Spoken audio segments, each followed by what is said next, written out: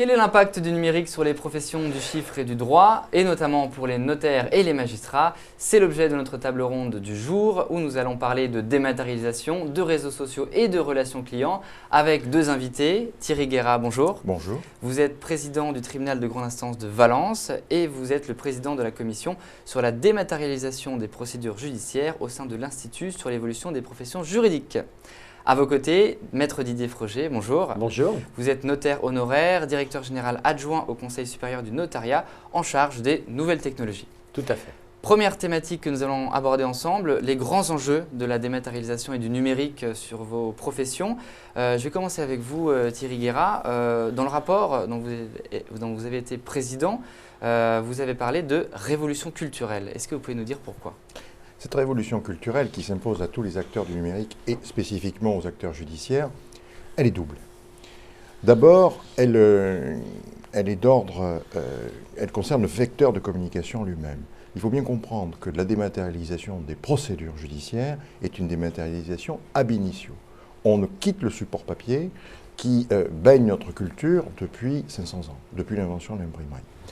Et de surcroît, qui a perduré avec l'informatique, qui était essentiellement une plume doigt perfectionnée, très perfectionnée. Donc nous changeons de vecteur de communication. La seconde révolution culturelle, c'est que la communication électronique abolit la distance et le temps entre les acteurs judiciaires. Par exemple, l'avocat qui consulte son dossier sur la chaîne bureautique du tribunal de grande instance est évidemment en lieu et place du greffier. Il est dans la même situation que le greffier ou le juge. Il peut consulter exactement les mêmes informations.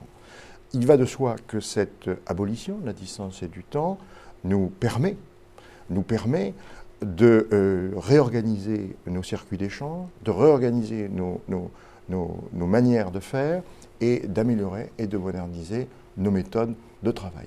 La dématérialisation doit donc être l'occasion d'une réflexion, d'une conduite commune et concertée du changement pour améliorer et nos circuits et nos organisations, que ce soit l'organisation d'un tribunal de grande instance, que ce soit l'organisation d'un cabinet d'avocats, d'une étude d'huissier ou d'une étude de notaire. Maître Froger, la dématérialisation pour les notaires, c'est également un enjeu crucial et vous avez déjà commencé à mettre la main à l'œuvre, j'ai envie de dire, il y a plusieurs années déjà. Tout à fait. Bien sûr, c'est un enjeu important, comme toutes les professions du droit. Il s'agit pour les notaires de s'adapter au monde moderne. Nous avons démarré une réflexion il y a déjà 10 ans avec un sujet majeur qui a consisté à dématérialiser nos échanges avec les conservations des hypothèques. Vous savez que nous sommes tenus à la publication des actes que nous recevons s'agissant des ventes immobilières. Et depuis l'année 2005, nous avons entamé un vaste chantier en partenariat avec la Direction générale des impôts. Et nous pouvons dire qu'à ce jour, l'essai qui a été initié en 2005 est quasiment transformé, puisque nous dématérialisons environ 50% de nos actes et 90% des documents nécessaires à l'information préalable à la signature des actes, que sont ce qu'on appelle un peu professionnellement et techniquement les réquisitions hypothécaires. Avec, dernier exemple en date, l'acte authentique. Voilà. Alors, l'acte authentique, c'est si je peux m'exprimer de façon un peu conviviale, le dernier bébé, puisque depuis maintenant 1 an, les notaires de France ont la possibilité de recevoir des actes authentiques sur support dématérialisé, c'est-à-dire que les clients ne signent plus sur du papier mais sur une tablette graphique, et ensuite de quoi le notaire authentifie son acte, non pas au moyen d'un stylo, mais au moyen d'une clé numérique, qu'on appelle nous la clé réale.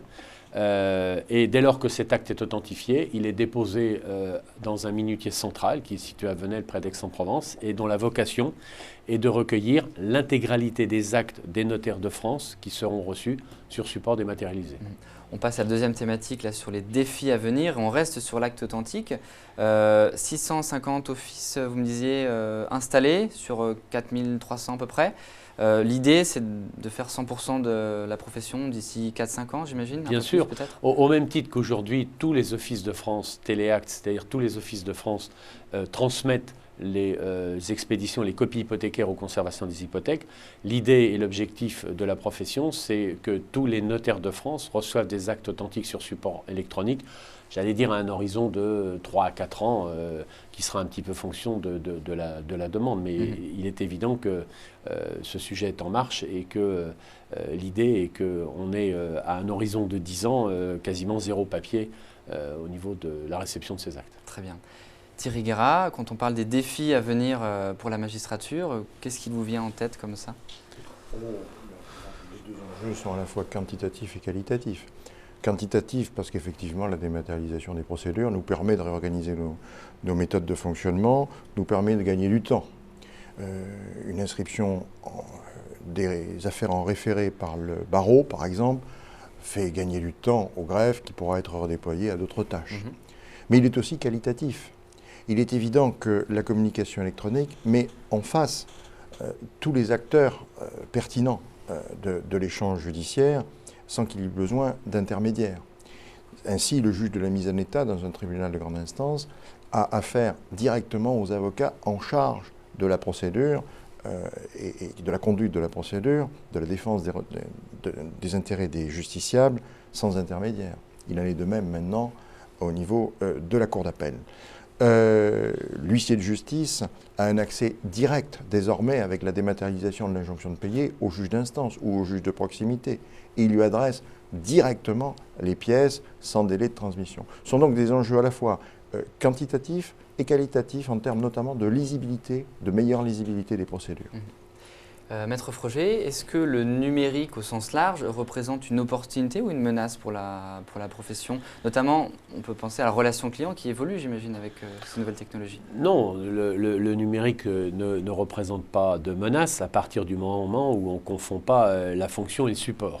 En tout état de cause, un notaire est un officier public et quel que soit son mode de travail et le support qu'il utilise pour travailler, il restera un officier public. Donc en cela, ce n'est pas une menace si on ne dévoie pas ces nouvelles technologies par rapport à notre domaine régalien et à notre façon d'exercer l'authenticité.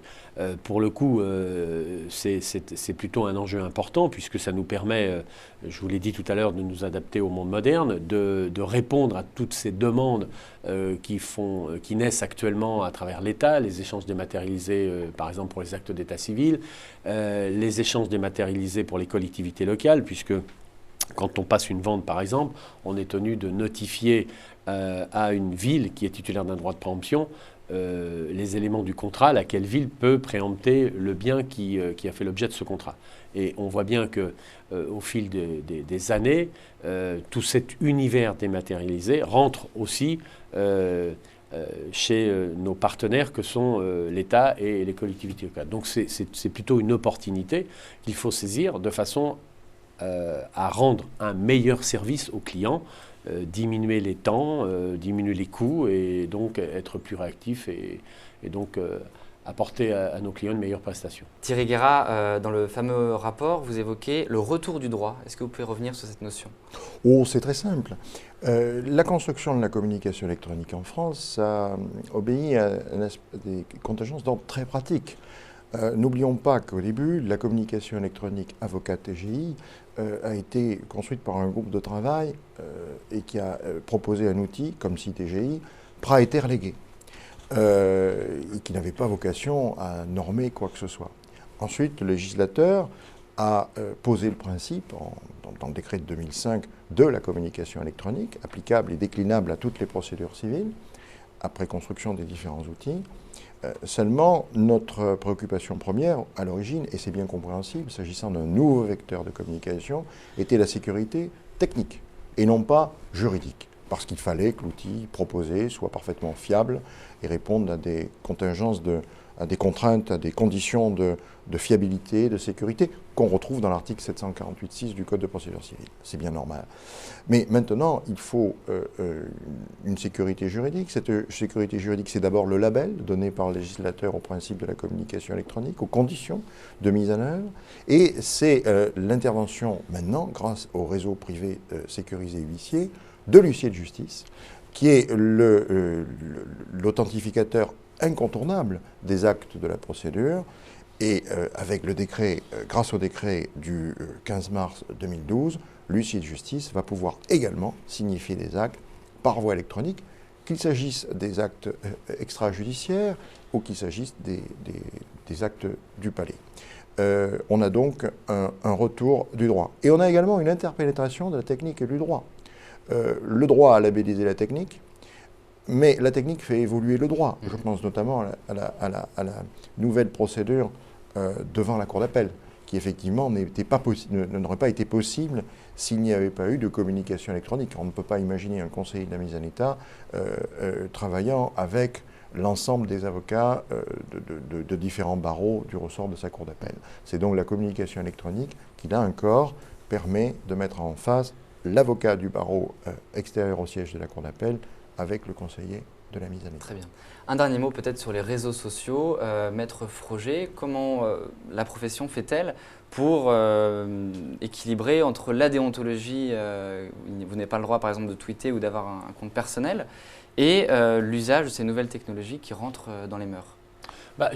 Vous avez, dans votre question, résumé la réponse, tout simplement, parce que je crois que c'est avant tout la déontologie qui doit encadrer les nouvelles méthodes de travail, et spécifiquement les méthodes de travail qui se rapportent aux nouvelles technologies. Alors bien sûr, on peut imaginer, à travers ces nouveaux supports, de réfléchir et de faire peut-être évoluer cette déontologie, mais dans un cadre très limité qui a trait à notre statut d'officier public. Bon, voilà essentiellement ce à quoi il faut porter attention. Donc, en fait, c'est vrai que spécifiquement sur l'aspect réseaux sociaux, on n'a pas, on va dire, une grande ouverture, tout simplement parce qu'on est tenu à des règles assez strictes. Même question, Thierry Guérat, est-ce que les réseaux sociaux ont un impact sur la profession? Les magistrats sont évidemment tenus à des règles déontologiques que vous connaissez. Mais il existe au sein de la profession de magistrat des listes de discussion internes auxquelles n'ont accès que les magistrats. Je pense notamment à CivilNet, qui sont des lieux d'échange juridique particulièrement intéressants. La question habituelle de fin, qu'est-ce qu'un professionnel digital, Maître Froger?